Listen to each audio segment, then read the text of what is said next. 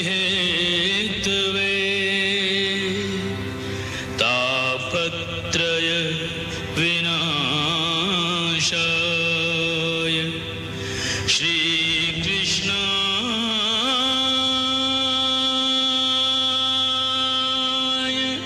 वयं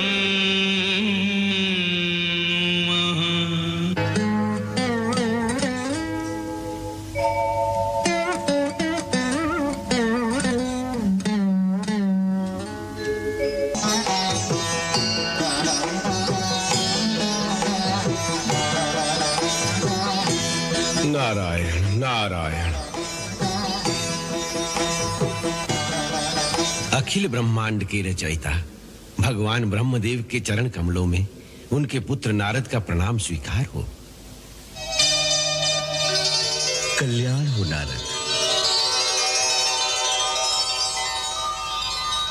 वत्स, तुम चिंतातुर दिखाई देते हो, क्या कारण है? यही सुनाने में आपकी सेवा में उपस्थित हुआ हूं।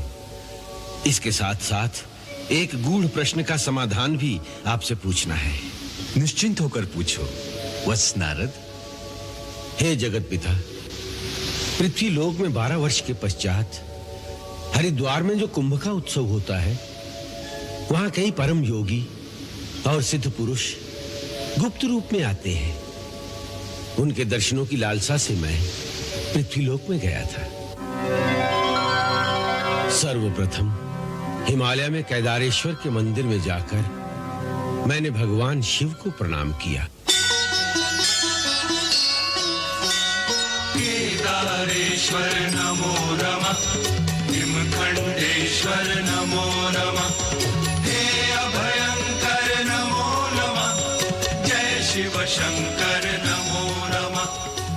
फिर बद्री नारायण के दर्शन किए। बद्री विशाल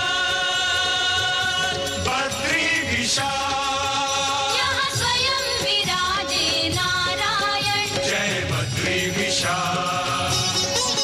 जय नारायण। वहां से मैं दक्षिण भारत के मंदिरों में गया।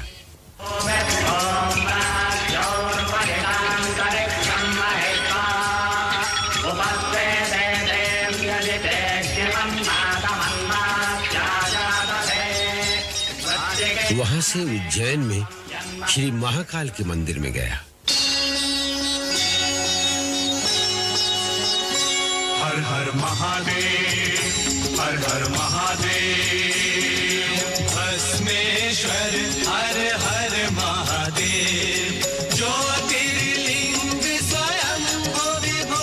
जहां शमशान की भस्म से महाकालेश्वर का अभिषेक होते देखा। हर हर भस्मेश्वर हर हर महादेव, अखिलेश्वर हर हर महादेव। फिर कुंभ का मुहूर्त आने पर हरिद्वार में गंगा मैया के तट पर पहुंचा। हर हर गंगे, हर हर गंगे, हर हर गंगे, हर हर गंगे, ओ हर हर गंगे, हर प्राणी का हर दुखड़ा हर लेती। ओ स्पर्श मात्र से शरणागत को मनवांछित फल देती।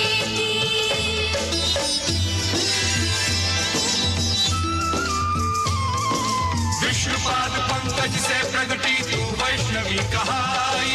शिव शंकर की जटाजूट में आकर आप समाई। त्रिपथगामिनी गंगा तीनों लोकों में लहराई। पतित पावनी पापनाशिनी तू ही गंगा माई। हर हर गंगे, हर हर गंगे, हर हर गंगे, हर हर। गंगा जी के दर्शनों के पश्चात यमुना जी के दर्शनों की लालसा हुई और मैं वृंदावन चला गया।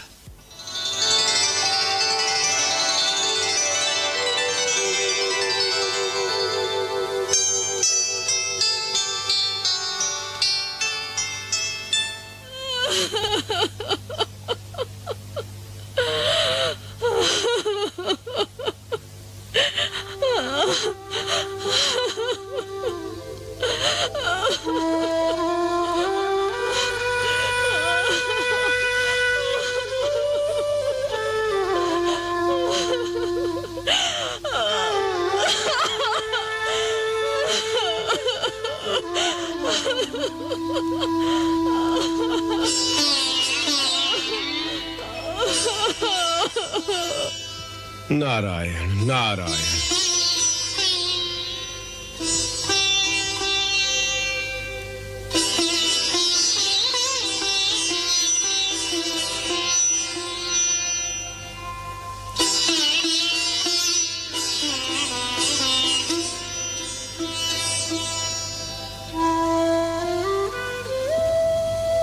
देवी, आप कौन हैं?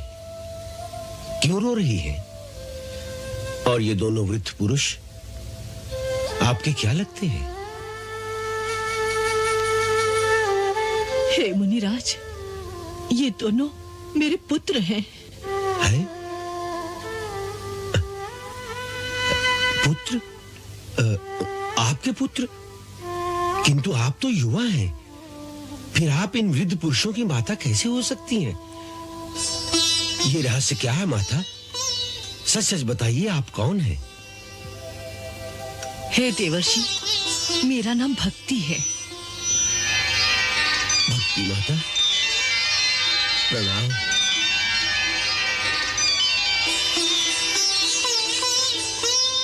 और ये दोनों ज्ञान और वैराग्य नाम के मेरे पुत्र हैं। परंतु इनकी ऐसी दशा क्यों? समय के फेर और कलयुग के प्रभाव से लोगों की अधर्म में रुचि होने के कारण हम तीनों का बल क्षीण हो गया था। इस घोर कलयुग में हम तीनों बूढ़े और कुरूप दिखाई देने लगे तथा स्थान स्थान भटकने लगे, परंतु हमें कहीं आश्रय नहीं मिला। कलयुग के प्रभाव से हर स्थान पे अधर्म ही अधर्म दिखाई देने लगा है। आखिर मैंने सोचा कि जो धरती भगवान श्री कृष्ण एवं श्री राधा रानी के चरणों की धूल से पवित्र हो चुकी है, शायद वहां जाने से कुछ शांति मिले। ये सोचकर मैं यहां आई। फिर? मेरा अनुमान ठीक था। श्री राधा एवं अन्य गोपिकाओं की प्रेमा भक्ति के कारण इस धरती का कण कण अभी तक भक्ति के प्रकाश से प्रज्वलित है। यहाँ के वातावरण में चारों ओर भक्ति की किरणें बिखरी हुई है। इस कारण यहाँ आते ही मेरा बुढ़ापा एवं मेरी निर्बलता दोनों दूर हो गए। मैं फिर से सुंदर रूपवती और नवयुवती दिखाई देने लगी हूँ, परंतु मेरे दोनों पुत्र उसी दीन अवस्था में रह गए।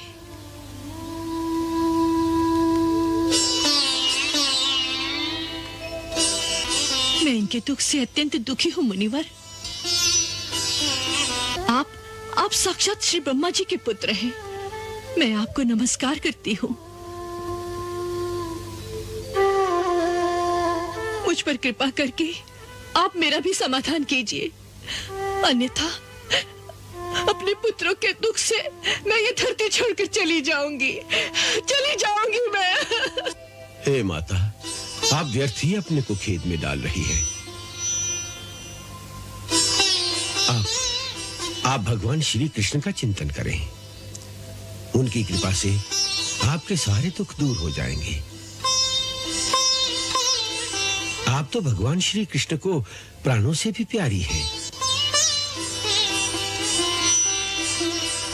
वो दृश्य याद कीजिए जब क्षीर सागर में एक बार आपने साक्षात भगवान श्री कृष्ण से पूछा था, प्रभु अब कलयुग आ रहा है, इस युग में मेरा क्या कर्तव्य है? तुम हमारे परम भक्तों का पोषण करो। कलयुग में मुक्ति तुम्हारी दासी होगी और तुम्हारे बुलाने पर हम नीच से नीच प्राणी के पास भी चले आएंगे। हे माता, अब आप ये लोग छोड़कर कैसे जा सकती हैं? आप तो जानती हैं कि सतयुग, त्रेता युग और द्वापर युग, इन तीनों युगों में तप, ज्ञान और वैराग्य के द्वारा ही मुक्ति प्राप्त होती थी, किंतु कलयुग में तो भक्ति ही मुक्ति प्राप्त कराने वाली है। सो यदि हे माता आप यहां से चली जाएंगी तो यहाँ के प्राणियों का उद्धार कौन करेगा?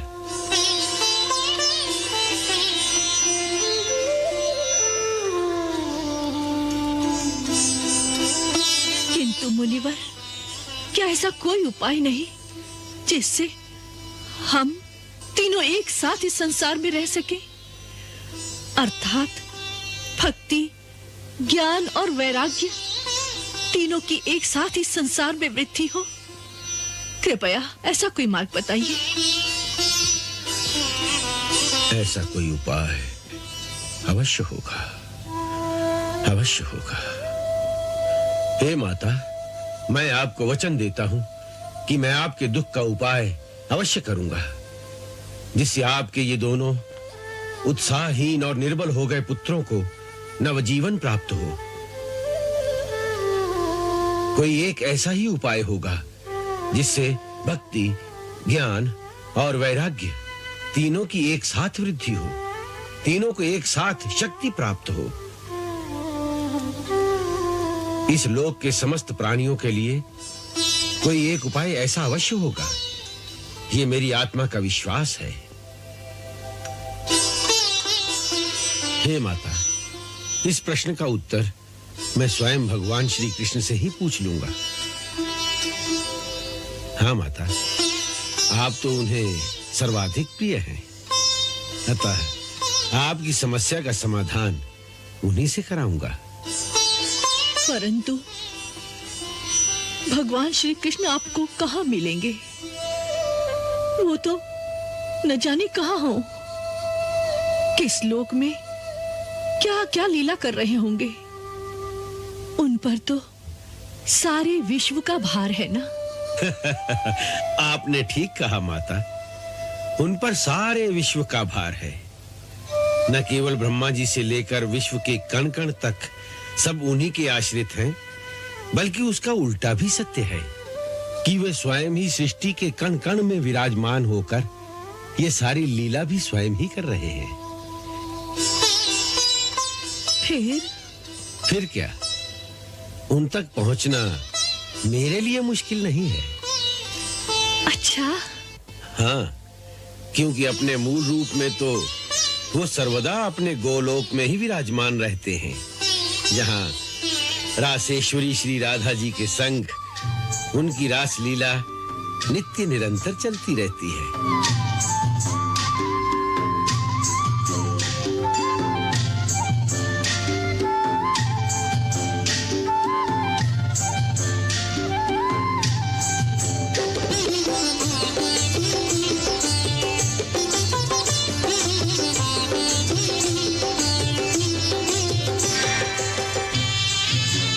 मैं वहीं जाकर उनसे इस प्रश्न का उत्तर पूछ लूंगा।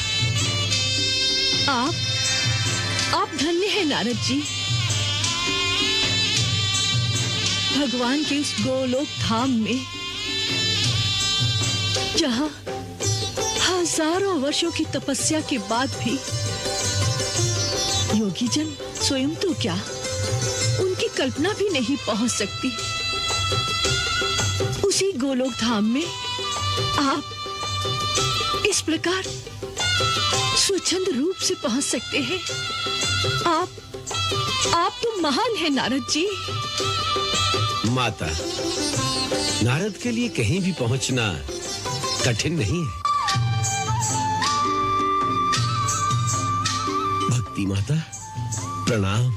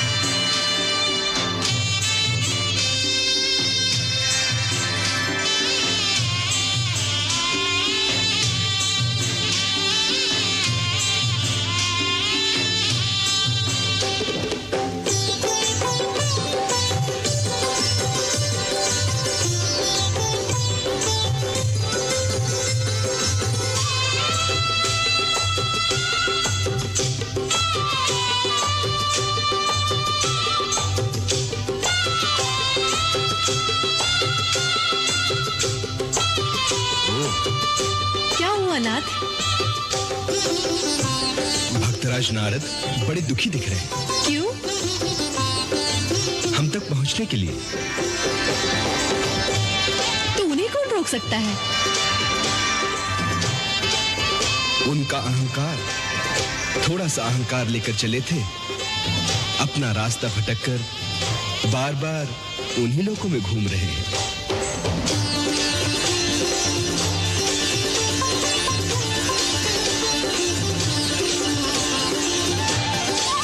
प्रभु, अपने भक्तों पर तो दया कीजिए। राधे, ये तो अपने अपने कर्मों का फल है। और फिर जो नारद जैसे हमारे विशेष प्रिय भक्त हो, उसका अहंकार तो हम थोड़ी देर भी नहीं ठहरने देते। शीघ्र अतिशीघ्र उस अहंकार को हम तोड़ देते हैं, उसी में उसका कल्याण होता है। तभी तो हमें भक्त वत्सल कहते हैं।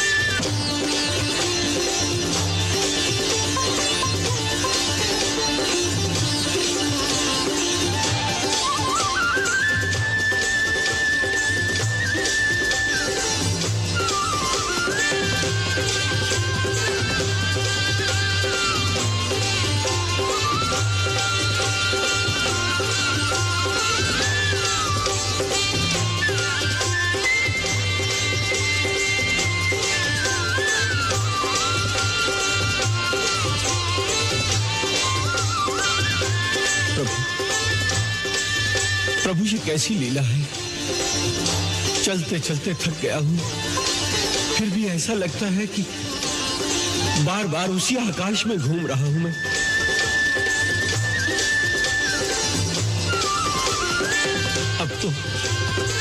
अब तो सारे लोग एक दूसरे से टकराने लगे हैं।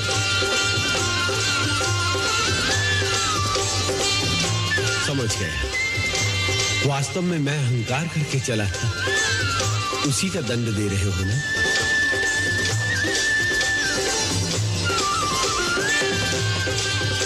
भूल हो गई स्वामी, भूल हो गई, क्षमा कर दो।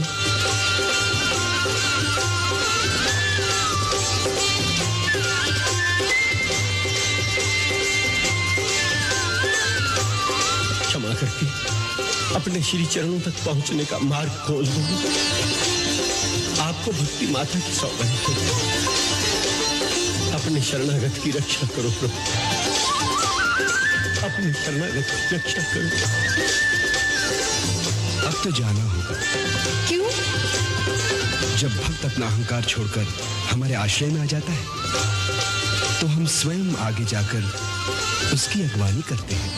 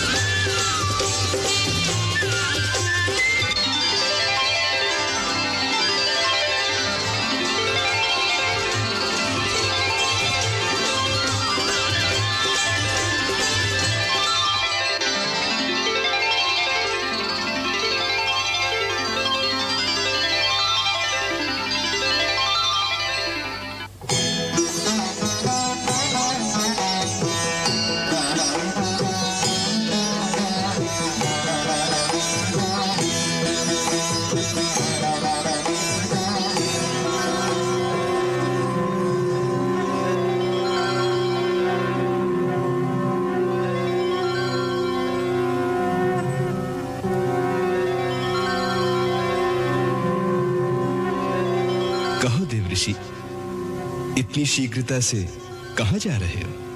प्रभु, आप ही के श्री चरणों में प्रणाम करने आया हूं। तुम्हारा स्वागत है। कहो, क्या समस्या है? प्रभु, आप तो सर्वज्ञ हैं, सबका दुख जानते हैं, फिर भी पूछते हैं। हे भक्तवत्सल, आप जानते ही हैं कि भक्ति माता कलयुग में अत्यंत दुखी है। वृंदावन में आपकी चरण धूलि के प्रताप से माता भक्ति को तो उनका सुंदर रूप फिर से प्राप्त हो गया है, परंतु उनके दोनों पुत्र ज्ञान और वैराग्य की जीर्ण अवस्था का कोई उपाय नहीं मिला। प्रभु, मैंने उन्हें वचन दिया है कि मैं ऐसा कोई उपाय अवश्य ढूंढ निकालूंगा जिससे उन तीनों की एक साथ वृद्धि हो। उसी उपाय की खोज में आपके श्री चरणों में आया हूं प्रभु।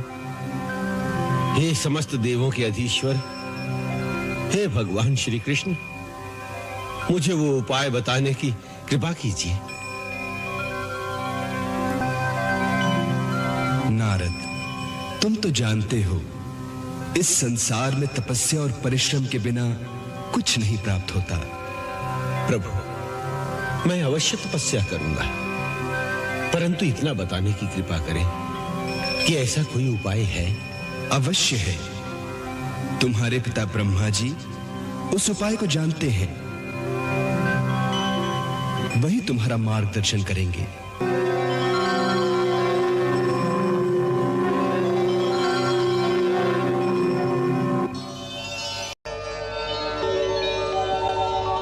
भगवान श्री कृष्ण के आदेशानुसार मार्गदर्शन के लिए आपकी सेवा में उपस्थित हुआ हूं। नारद, कलयुग में सबसे श्रेष्ठ फलदाता एक ही साधन है और वह है श्रीमद् भागवत शास्त्र का प्रवचन।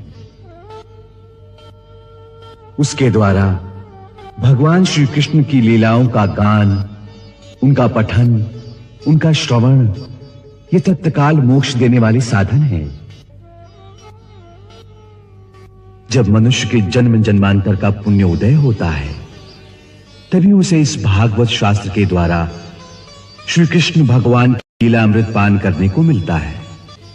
यह भागवत रूपी कथा, जिसके द्वारा श्री कृष्ण भक्ति की अमर गंगा समस्त लोकों में बह रही है, यही कथा परम सत्य व महान सत्य कर्म और परम साधन है। वत्स, तुम इस समय हिमालय के मध्य में स्थित बद्रिका आश्रम की ओर प्रस्थान करो। वहां प्रभु के शब्द विग्रह ओंकार का ध्यान करने से तुम्हें उनके दर्शन होंगे, जो उस महान साधन का अनुष्ठान करेंगे जिससे भक्ति और उसके दोनों पुत्रों ज्ञान और वैराग्य को परम सुख मिलेगा, परम आनंद मिलेगा। जो आज्ञा प्रभु।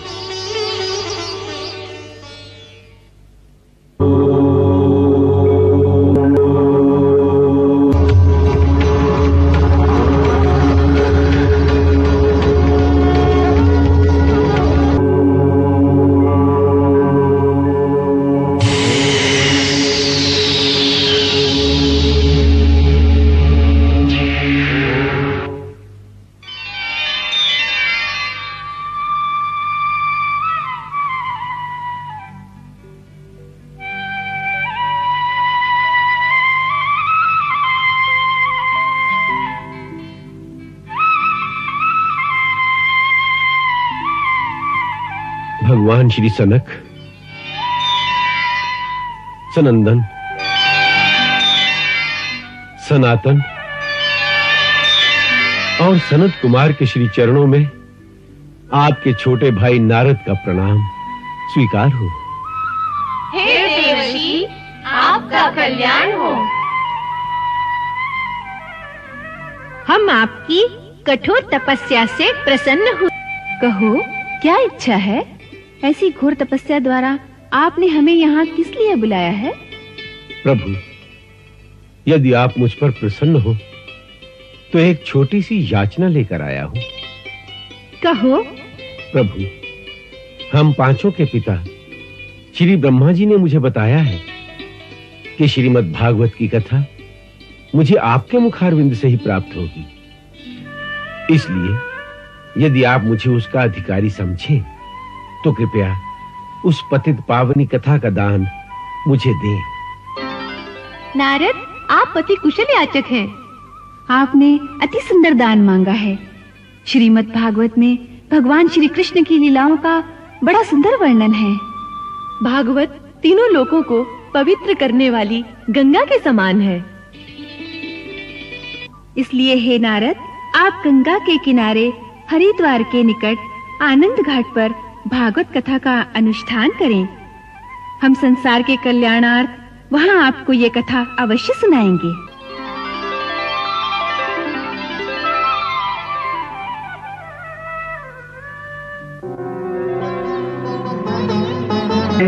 कृष्ण हरे श्री कृष्ण हरे। चारों दिव्य कुमारों ने भागवत कहना प्रारंभ किया। कृष्ण हरे श्री कृष्ण हरे। कृष्ण हरे श्री कृष्ण हरे। कल्याणी श्री कृष्ण कथा का अमृत सबको बांट दिया। कृष्ण हरे श्री कृष्ण हरे। कृष्ण हरे श्री कृष्ण हरे। भक्ति ज्ञान वैराग्य जगे जब श्री हरि नाम का अमृत पिया। कृष्ण हरे श्री कृष्ण हरे। कृष्ण हरे श्री कृष्ण हरे। कृष्ण हरे श्री कृष्ण